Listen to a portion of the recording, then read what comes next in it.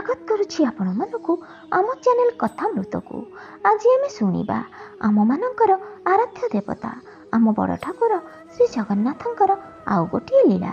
शुणा पूर्वर अनुरोध भिडियोटी को शेष पर्यंत निश्चय शुणु, कहीं पूर्वर घटी भक्त एवं भगवानंकर अपूर्व भक्तिर स्वरू आमे माने समस्ते भक्तिर मार्ग अनुसरण करिपरिबा।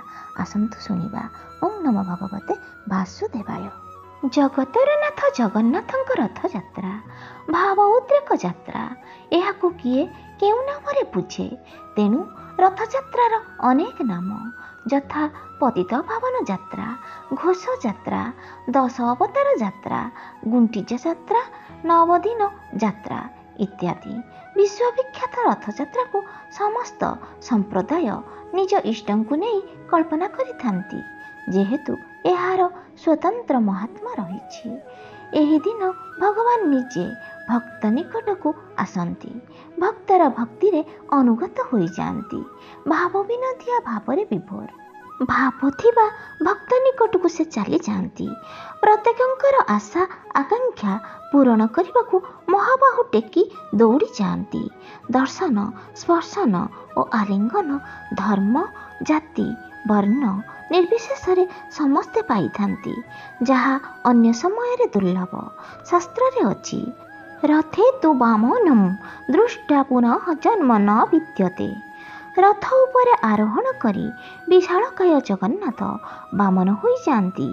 सेही रथारूढ़ जगन्नाथंकु जे दर्शन करिछि तार जन्म जन्मांतरर पाप खेलन होई जाए, आउ तार पुनर्जन्म हुए नहीं। ब्रह्मपुराण रे अछि, गुंडीचा मंडपे जान्तिम जे पश्यन्त रथे स्थित, जलम कृष्णम सुभद्रा चते जान्ति भुवनम हरोह्य। जगन्नाथंक गुंडीचा मंडप को गमन करुथिबा दृश्य दर्शन करुथिबा पापी तपी तरी जाती। एहार द्विमत नहीं। रथयात्रा रे भगवान भक्तों को प्रत्यक्ष करुणा करिबा दृष्टांत रहिछि। भक्तर इच्छा व्यतिरेके भगवान किछि करंती नहीं। भक्तर भक्ति रे भगवान बंधा।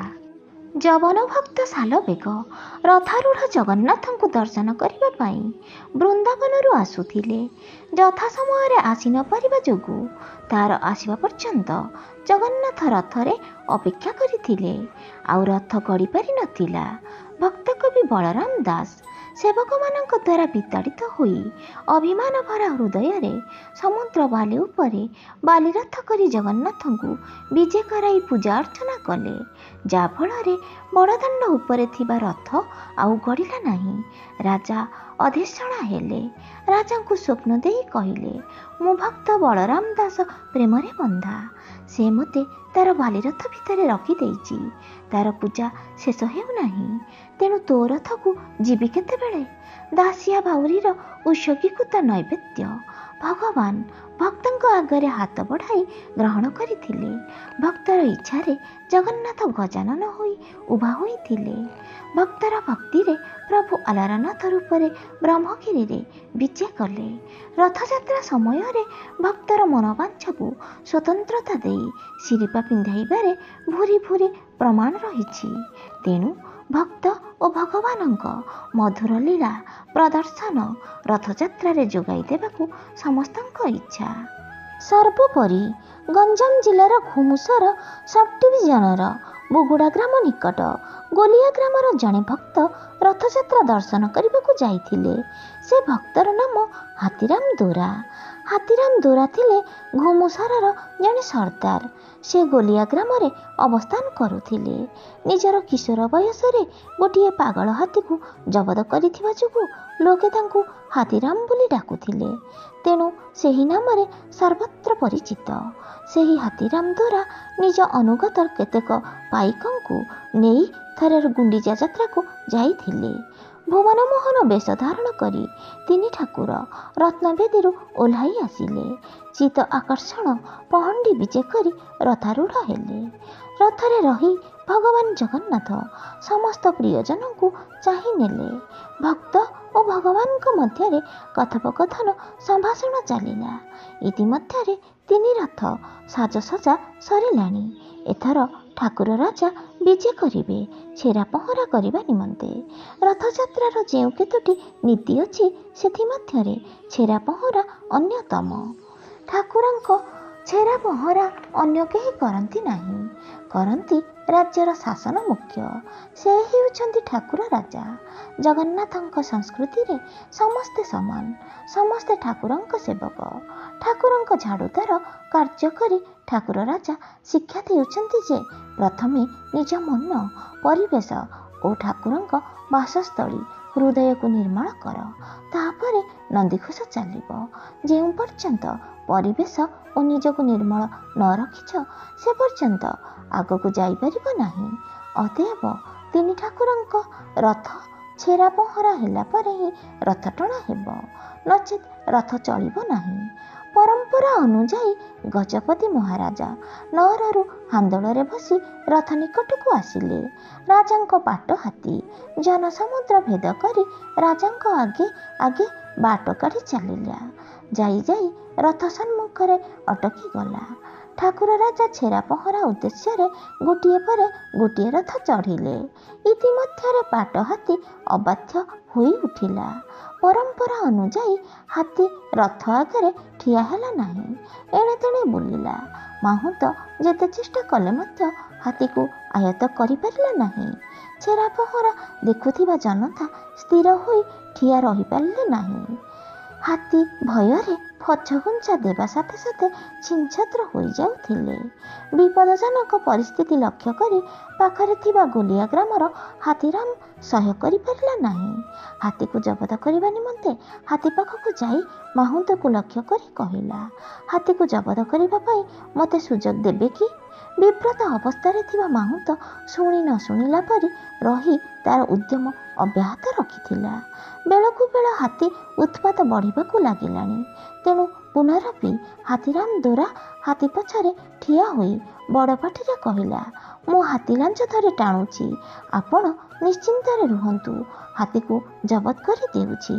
ହତାଶ ହୋଇଯାଇଥିବା ମାହୁନ୍ତ କେବଳ ବୋକାଙ୍କ ପରି ହାତୀରାମକୁ ଚାହିଁ ରହିଲା। ଅସ୍ଥିର ପରିସ୍ଥିତି ଶାନ୍ତ। ହାତୀ ସ୍ଥିର ହୋଇ ଠିଆ ହୋଇ ରହିଲା। ସମସ୍ତ ଆଖି ସେହି 6 ଫୁଟ ଉଚ୍ଚ ବିରାଟକାୟ ବ୍ୟକ୍ତି ଉପରେ। ତାର ପଟାପଟା ନିଶ, ବଳିଲା ବଳିଲା ହାତ, ପ୍ରଶସ୍ତ ଛାତି ସମସ୍ତଙ୍କୁ ଆକର୍ଷଣ କରିଥିଲା। ଜଣେ ଅନ୍ୟ ଜଣକୁ ପଚାରିଲେ, କିଏ ସେ ବୀରପୁରୁଷ? ସମସ୍ତଙ୍କ ଉତ୍କଣ୍ଠାକୁ ପ୍ରଶମିତ କରିବା ନିମନ୍ତେ ସର୍ଦ୍ଦାରଙ୍କ ପାଇକମାନେ କହିଲେ, ଘୁମୁସରର ସର୍ଦ୍ଦାର ହାତୀରାମ ଦୋରା। ସମସ୍ତଙ୍କ ମୁଖରେ ହାତୀରାମ ଦୋରାଙ୍କ ନାମ ଓ ବୀରତ୍ୱର ପ୍ରଶଂସା। ଗଜପତି ରାଜା ତୃତୀୟ ରାମଚନ୍ଦ୍ର ଦେବ ଛେରା ପହଁରା ନୀତି ଶେଷ କରି ରଥରୁ ଅବତରଣ କଲେ। ହାନ୍ଦୋଳରେ ଚଢ଼ି ରାଜପ୍ରସାଦକୁ ଫେରି ଆସିଲେ। ହାତୀ ମଧ୍ୟ ଝୁଲି ଝୁଲି ଚାଲିଲା। ହାତୀ ପଛରେ ଥାନ୍ତି ସର୍ଦ୍ଦାର ହାତୀରାମ। ସମସ୍ତ ନୀତି ଶେଷ କରି ଗଜପତି ମହାରାଜା ନିଜ ପ୍ରିୟ ପରିଜନ ଗହଣରେ ନୂଆ କରି ଗଢ଼ିଥିବା ରାଜମହଲରେ ବସି ରଥଟଣା ଦର୍ଶନ କଲେ। ସେହି ଶ୍ରୀନଅର ବଡ଼ଦାଣ୍ଡରେ ବର୍ତ୍ତମାନ ଥିବା ଶ୍ରୀନଅର ହିଁ ଅଟେ। ନିଜେ ତୃତୀୟ ରାମଚନ୍ଦ୍ର ଦେବ ଏହି ଶ୍ରୀନଅର ନିର୍ମାଣ କରିଥିଲେ।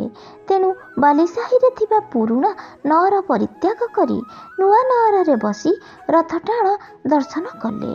ମଝିରେ ମଝିରେ କଥା ପ୍ରସଙ୍ଗରେ ରଥଯାତ୍ରାର ବିଚିତ୍ର ଘଟଣା ପଡ଼େ। ଏହି ବର୍ଷ କିନ୍ତୁ କେବଳ ଉନ୍ମତ୍ତ ହାତୀର ଉଦ୍ଧତ ପଣିଆକୁ 6 ଫୁଟିଆ ଲୋକଟି ନିର୍ଭୟରେ ଜବତ କରିପାରିଥିବା ଆଖ୍ୟାନ ବହୁଳ ଭାବେ ଚର୍ଚ୍ଚିତ ହେଲା। ଗଜପତି ଘଟଣାଟି ଶୁଣିବା ପରେ ସେହି ସାହସୀ ବ୍ୟକ୍ତିଙ୍କୁ ଦେଖିବାକୁ ଆଗ୍ରହ ପ୍ରକାଶ କଲେ। ଦାଣ୍ଡରେ ଧେଣ୍ଡୁରା ବାଜି ଉଠିଲା। ଯେଉଁ ଘୁମୁସର ଲୋକ ଛେରା ପହଁରା ସମୟରେ ହାତୀ ଲାଞ୍ଜ ଧରି ଟାଣି ଧରିଥିଲା, ସେ ତୁରନ୍ତ ଆସି ନଅରରେ ଶ୍ରୀଛମୁଙ୍କ ଆଗରେ ହାଜର ହେଉ। ସମସ୍ତଙ୍କ ପରି ରାଜାଙ୍କ ଧେଣ୍ଡୁରା ସର୍ଦ୍ଦାର ହାତୀରାମ ଶୁଣିଲେ। ରାଜାଙ୍କୁ ସାକ୍ଷାତ କରିବା ନିମନ୍ତେ ନୂଆ ରାଜପ୍ରସାଦକୁ ଚାଲିଲେ। ମାହୁନ୍ତ ହାତୀରାମକୁ ଦେଖି ସାଙ୍ଗେ ସାଙ୍ଗେ ଚିହ୍ନି ପକାଇ ବଡ଼ ପାଟିରେ କହି ଉଠିଲେ, ଇଏ ସେହି ଲୋକ ଯେ କି ହାତୀର ଲାଞ୍ଜ ଧରି ଜବତ କରିଥିଲା। ମତୁଆଳ ହାତୀ ସହିତ ମୁକାବିଲା କରିଥିବା ବୀର ଆସିଛି ବୋଲି ନଅର ସାରା ଖବର ବ୍ୟାପିଗଲା। ସମସ୍ତେ ରୁଣ୍ଡ ହୋଇଗଲେ ଦେଖିବା ନିମନ୍ତେ। ଠାକୁର ରାଜା ହାତୀରାମକୁ ନିଜ ପାଖକୁ ଡାକି ପଚାରିଲେ, ତୁମେ କ'ଣ ସେହି ବ୍ୟକ୍ତି ଯିଏ ଆମ ପାଟହସ୍ତୀକୁ ଜବତ କରିଥିଲା? ନିର୍ଭୀକ ଭାବରେ ସର୍ଦ୍ଦାର ଉତ୍ତର ଦେଲେ, ହଁ ମହାରାଜା, ମୁଁ ନିଜେ ହାତୀର ଲାଞ୍ଜ ଧରି ଉଦ୍ଧତ ହାତୀକୁ ଜବତ କରିଥିଲି। ଗଜପତି ତୃତୀୟ ରାମଚନ୍ଦ୍ର ଦେବ ପଚାରିଲେ, ତୁମ ନାମ କ'ଣ? ସର୍ଦ୍ଦାର କହିଲେ, ମୋ ନାମ ହାତୀରାମ ଦୋରା। ରାଜା ହସି ହସି କହିଲେ, ରାମଙ୍କ ଆଗରେ ହାତୀ, ଏହା କ'ଣ ତୁମ ପିତୃଦତ୍ତ ନାମ? ନା ମହାରାଜା, ମୋ ପିତୃଦତ୍ତ ନାମ କେବଳ ରାମ। ଦିନେ ମୋର କିଶୋର ବୟସରେ ଏକ ପାଗଳ ହାତୀକୁ ଜବତ କରିଥିବା ଯୋଗୁଁ ଲୋକେ ମୋତେ ଶ୍ରଦ୍ଧାରେ ଡାକନ୍ତି ହାତୀରାମ ବୋଲି। ଆମ ଘୁମୁସର ରାଜ୍ୟରେ ଏହି ନାମରେ ମୁଁ ପରିଚିତ। ସର୍ଦ୍ଦାର କହିଲେ, ତାହାହେଲେ ତୁମେ ଘୁମୁସର ରାଜ୍ୟରୁ ଆସିଛ? ତୁମେ କ'ଣ କର? ରାଜା ପଚାରିଲେ। ନମ୍ର ଭାବେ ସର୍ଦ୍ଦାର କହିଲେ, ବଗୁଡ଼ା ଖଣ୍ଡର ମୁଁ ସର୍ଦ୍ଦାର। ଗୋଲିଆ ଗ୍ରାମରେ ମୋର ବାସସ୍ଥାନ। ରାଜା ପଚାରିଲେ, ବିଶାଳକାୟ ମତହସ୍ତୀ ପାଖକୁ ଏକାକୀ ଯିବାକୁ ଭୟ ଲାଗିଲା ନାହିଁ? ଦାମ୍ଭିକ ଭାବରେ ସର୍ଦ୍ଦାର ଉତ୍ତର ଦେଲେ, ମୁଁ ଘୁମୁସର ରାଜ୍ୟର ଜଣେ ସର୍ଦ୍ଦାର। ମୋର ସାହସ ଓ ବୀରତ୍ୱ ହଜାର ହଜାର ପାଇକଙ୍କ ପ୍ରେରଣା। ମୋର ଆଚରଣ ମୋ ଦେଶର ଗୌରବ ଓ ଇଜ୍ଜତ। ମୋର ଦୃଢ଼ ବିଶ୍ୱାସ ଥିଲା ହାତୀକୁ ଜବତ କରିବା ଶକ୍ତି ମୋର ଅଛି ବୋଲି। ସାବାସ ସର୍ଦ୍ଦାର ହାତୀରାମ, ସାବାସ। ମୋ ଉତ୍କଳ ଭୂମିରେ ଏପରି ବୀର ସାହସୀ ଅଛନ୍ତି ଜାଣି ମୁଁ ନିଜକୁ ଗୌରବାନ୍ୱିତ ମନେ କଲି। ଓଡ଼ିଆ ପାଇକର ବୀରତ୍ୱକୁ କ୍ଷୁଣ୍ଣ କରିବା ପାଇଁ ଇଂରେଜ ସାହେବମାନେ ଚେଷ୍ଟା କଲେ ମଧ୍ୟ ତା'ର ବୀରତ୍ୱ ଓ ସାହସକୁ ଧ୍ୱଂସ କରିପାରି ନାହାନ୍ତି, ତାହା ମୁଁ ଆଜି ଜାଣିଲି। ମୁଁ ଖୁବ୍ ଆନନ୍ଦିତ। ତୁମକୁ କିଛି ପୁରସ୍କାର ଦେବାକୁ ଚାହେଁ। ତୁମେ କ'ଣ ନେବାକୁ ଚାହଁ? ଆନନ୍ଦିତ ହୋଇ ହାତୀରାମ କହିଲେ, ମହାଭାଗା, ଆପଣଙ୍କ ଆଶୀର୍ବାଦ ମୋତେ ଯଥେଷ୍ଟ। ଯେହେତୁ ଆପଣ ସ୍ୱୟଂ ଚଳନ୍ତି ଜଗନ୍ନାଥ, ମୋର ଧନଜନ ପ୍ରତିପତ୍ତି ଆବଶ୍ୟକ ନାହିଁ। ମନରେ ଥିବା ଅଭିଳାଷ ପୂର୍ଣ୍ଣ କରିଦେଇପାରିଲେ ମୁଁ ଭାଗ୍ୟବାନ ମନେ କରିବି। ପ୍ରସନ୍ନ ମୁଖରେ ଗଜପତି କହିଲେ, ସର୍ଦ୍ଦାରଜୀ, ତୁମେ ତୁମ ଅଭିଳାଷ ବ୍ୟକ୍ତ କର। ଯାହା ମାଗିବ ମୁଁ ତାହା ଦେବି, ନିର୍ଭୟରେ କହିପାର। ତହୁଁ ସର୍ଦ୍ଦାର ହାତୀରାମ ଯୋଡ଼ ହସ୍ତରେ କହିଲେ, ହେ ଚଳନ୍ତି ଜଗନ୍ନାଥ, ମୁଁ ଗତକାଲି ଇନ୍ଦ୍ରଦ୍ୟୁମ୍ନ ପୋଖରୀକୁ ସ୍ନାନ କରିବାକୁ ଯାଇଥିଲି। ସେଠାରେ ଅସଂଖ୍ୟ ବିରାଟକାୟ କଚ୍ଛପ ଦେଖି ଆଶ୍ଚର୍ଯ୍ୟ ହୋଇଯାଇଥିଲି। ସେହି କୁର୍ମମାନଙ୍କ ପ୍ରତି ମୋର ମମତା ଆସିଯାଇଥିଲା। ସେମାନଙ୍କ ମାହାତ୍ମ୍ୟ ମଧ୍ୟ ଶୁଣିଲି। ଭାବିଲି ଏଥିରୁ ଦୁଇଟି ନେଇ ଆମ ପୋଖରୀରେ ଛାଡ଼ିଲେ କେମିତି ହୁଅନ୍ତା। ଇନ୍ଦ୍ରଦ୍ୟୁମ୍ନ କୁର୍ମକୁ ଦେଖି ସବୁବେଳେ ଜଗନ୍ନାଥଙ୍କ ସ୍ମରଣ ହୁଅନ୍ତା, ଆଉ ମହତ କାର୍ଯ୍ୟରେ ନିଜକୁ ନିୟୋଜିତ କରିବାକୁ ପ୍ରେରଣା ମିଳୁଥାନ୍ତା। ହେଲେ ମୁଁ ନେବି କିପରି? ଆପଣଙ୍କ ବିନା ଅନୁମତିରେ ନେବା ଦୋଷାବହ। ପୁଣି ଆପଣଙ୍କଠାରୁ ଅନୁମତି ପାଇବା ମୋ ପକ୍ଷରେ ଅସମ୍ଭବ। ତେଣୁ ମୋ ମନ ମଉଳି ଯାଇଥିଲା। ବଡ଼ଦାଣ୍ଡରେ ରଥାରୂଢ଼ ଜଗନ୍ନାଥଙ୍କୁ ମୋ ମନବାଞ୍ଛା ଜଣାଇଲି। ବାଞ୍ଛାକଳ୍ପତରୁ ମୋର କାମନା ପୂରଣ କଲେ। ଅତଏବ ଚଳନ୍ତି ଜଗନ୍ନାଥଙ୍କଠାରୁ ହିଁ ଦୁଇଟି ମାଇ ଓ ଅଣ୍ଡିରା ଇନ୍ଦ୍ରଦ୍ୟୁମ୍ନ କୁର୍ମ ପୁରସ୍କାର ରୂପେ ଚାହେଁ। ଗଜପତି ଆନନ୍ଦିତ ହୋଇ କହିଲେ, ତୁମ ଇଚ୍ଛା ପୂରଣ ହେବ। ତୁମେ କେଉଁଦିନ ନିଜ ଗ୍ରାମକୁ ଫେରିଯିବାକୁ ଇଚ୍ଛା କରୁଛ ସୂଚନା ଦେଲେ ତୁମ ସାଥିରେ କଚ୍ଛପ ପଠାଇବା ବ୍ୟବସ୍ଥା କରିଦେବି। ନମ୍ର ହୋଇ ହାତୀରାମ କହିଲେ, ବାହୁଡ଼ା ଯାତ୍ରା ଦେଖି ଏକାଦଶୀ ବ୍ରତ ପାଳନ କରି ତ୍ରୟୋଦଶୀ ଦିନ ଗାଁକୁ ଫେରିଯିବାକୁ ନିଷ୍ପତ୍ତି ନେଇଛି। ରାଜା କହିଲେ, ଉତ୍ତମ। ଆଜିଠାରୁ ତୁମେ ମୋର ଅତିଥି। ଏଣୁ ତୁମ ପାଇକମାନଙ୍କୁ ଆଣି ମୋ ଅତିଥି ଭବନରେ ଅବସ୍ଥାନ କର। ଗଲାବେଳେ ପୁରସ୍କାର ନେଇଯିବ। ହେରା ପଞ୍ଚମୀ ଦିନ ଯାଜ୍ଞେଶ୍ୱର ଜଗନ୍ନାଥଙ୍କୁ ଶ୍ରୀଦେବୀ ଲକ୍ଷ୍ମୀ ବଡ଼ଦେଉଳକୁ ନିମନ୍ତ୍ରଣ କରିଥାନ୍ତି। ନିମନ୍ତ୍ରଣ ପାଇ ଦଶମୀ ଦିନ ବାହୁଡ଼ା ଯାତ୍ରାରେ ଶ୍ରୀମନ୍ଦିରକୁ ଆଗମନ କଲେ। ଏକାଦଶୀ ଦିନ ତିନି ଠାକୁର ସୁନାର ବେଶ ହେଲେ। ହସ୍ତପଦଯୁକ୍ତ ହୋଇ ଧନୁର୍ଦ୍ଧର ବେଶରେ ଶୋଭା ପାଇଲେ। ଆଡ଼ମ୍ବରପୂର୍ଣ୍ଣ ସୁନାବେଶ ଦର୍ଶନ କରି ହାତୀରାମ କୃତକୃତ୍ୟ ହୋଇ ତ୍ରୟୋଦଶୀ ଦିନ ଗ୍ରାମକୁ ଫେରିଯିବାକୁ ପ୍ରସ୍ତୁତ ହେଲେ। ଠିକ୍ ସମୟରେ ଦାଣ୍ଡରେ ସୁସଜ୍ଜିତ ହାତୀ ଠିଆ ହେଲା। ଜଣେ ରାଜକର୍ମଚାରୀ କହିଲେ, ସର୍ଦ୍ଦାରଜୀ, ଆପଣ ହାତୀ ଉପରେ ଆସନ ଗ୍ରହଣ କରନ୍ତୁ। ଆପଣଙ୍କ ସହିତ ଗୋଟିଏ ପାଣିକୁଣ୍ଡରେ ଦୁଇଟି ସ୍ତ୍ରୀ ଓ ପୁରୁଷ କଚ୍ଛପ ଯିବେ। ସର୍ଦ୍ଦାର ହାତୀରାମ ହାତୀ ଉପରେ ସବାର ହେଲେ। ପାଖରେ ରହିଲା ପୁରସ୍କାର ସ୍ୱରୂପ 2ଟି କୁର୍ମ ଥିବା କୁଣ୍ଡ। ସର୍ଦ୍ଦାରଙ୍କ ପାଇକମାନେ ଜୟ ଜଗନ୍ନାଥ, ଜୟ ଗଜପତି ରାମଚନ୍ଦ୍ର ଦେବ କହି ବଡ଼ଦାଣ୍ଡ କମ୍ପାଇ ଆଗକୁ ଚାଲିଲେ। ସେହି 2ଟି କଚ୍ଛପର ବଂଶଧରମାନେ ବର୍ତ୍ତମାନ ବଗୁଡ଼ା ସହର ନିକଟରେ ଥିବା ଗୋଲିଆ ଗ୍ରାମର ପୋଖରୀରେ ରହିଛନ୍ତି। ସମସ୍ତେ ଦେଖିବାକୁ ବିଶାଳକାୟ। ଗ୍ରାମବାସୀମାନେ ସେମାନଙ୍କର ରକ୍ଷଣାବେକ୍ଷଣର ଦାୟିତ୍ୱ ନେଇଛନ୍ତି। ଗୋଟିଏ ବି କଇଁଛ ହସ୍ତାନ୍ତର କରିବାକୁ ସେମାନେ ନାରାଜ। ତେଣୁ ଇନ୍ଦ୍ରଦ୍ୟୁମ୍ନ ପୁଷ୍କରିଣୀର ଦୁର୍ଲଭ କୁର୍ମ ଆଜି ଗୋଲିଆ ଗ୍ରାମ ପୋଖରୀରେ ବଂଶବୃଦ୍ଧି କରିବାରେ ଲାଗିଛନ୍ତି। ପରନ୍ତୁ ସୁରକ୍ଷା ଅଭାବରେ ଇନ୍ଦ୍ରଦ୍ୟୁମ୍ନ ପୋଖରୀରେ କଚ୍ଛପ ଆଜି ନିଶ୍ଚିହ୍ନ। ଭଗବାନଙ୍କ କି ବିଚିତ୍ର ଲୀଳା! ଭରତୀୟ ପକ୍ଷୀକୁ ଘଣ୍ଟ ଘୋଡ଼ାଇ ରଖିଲା ପରି ବିଲୁପ୍ତ ହୋଇଯାଉଥିବା ଐତିହାସିକ କୁର୍ମ ବଂଶକୁ ରକ୍ଷା କରିଛନ୍ତି।